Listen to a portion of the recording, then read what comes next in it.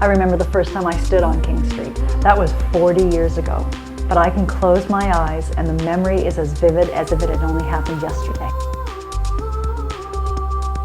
I was 6 years old, and my grandmother and I were waiting to watch the Santa Claus parade. That morning, as I stood holding my grandmother's hand, I was overwhelmed by the sheer grandness of the streetscape that stretched before me. I was fascinated with the opulence of the buildings.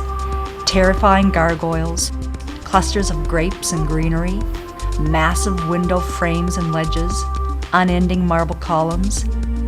Even the luster of the brass doorknobs had me feeling as if I had entered a very magical place. My grandmother began to tell me a story that lasted for the rest of her life. I never tired of hearing about her trips uptown.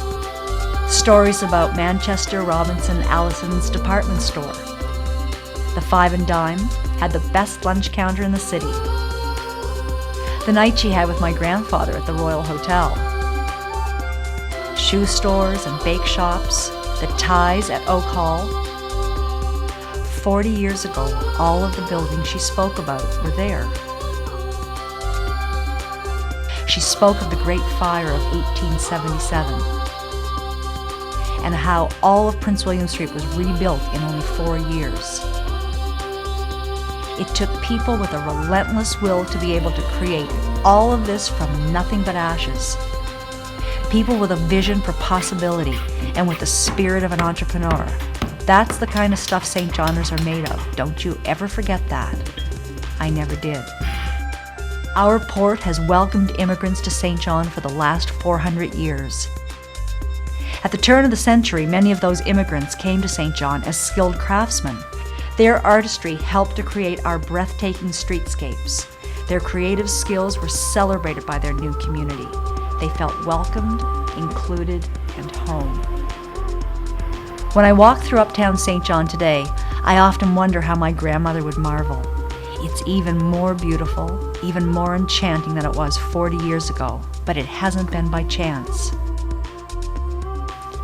25 years ago, our community recognized what we had in our huge, intact collection of Victorian architecture, both residential and commercial. A bylaw was written to preserve any designated area or building in the city of St. John.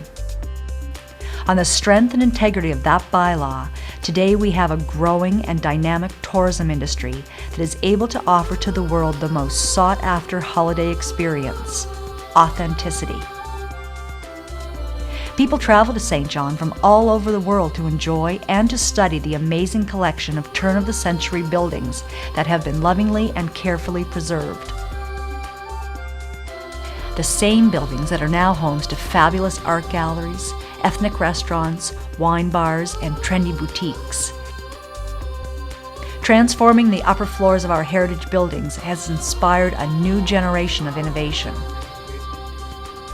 The upper floors that once were the hives of industrial activity are being developed into upscale office space and urban residential lofts.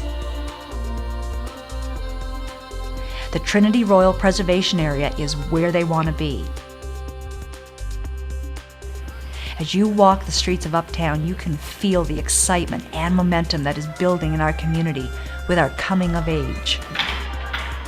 40 years ago, my grandmother spoke of a community with a value system deeply rooted in hard work, innovation, and vision. Those same values are the driving force behind the Renaissance happening in St. John today. We have begun to celebrate what makes us St. John. Our heritage architecture provides us with a sense of place. We have what so many other communities are trying so desperately to recreate: the heart of a city, so completely recognizable that when you are standing on the corner of Princess and Canterbury, there is no place you could possibly be other than St. John. That sense of place, that sense of identity is something the whole world is searching for. In this age of possibility, of disposable, of constant change, St. John has accomplished what few communities anywhere in the world has managed to do. Thank you. We have protected and created a thriving, inspiring, and totally St. John experience where people want to play, visit, work, and live.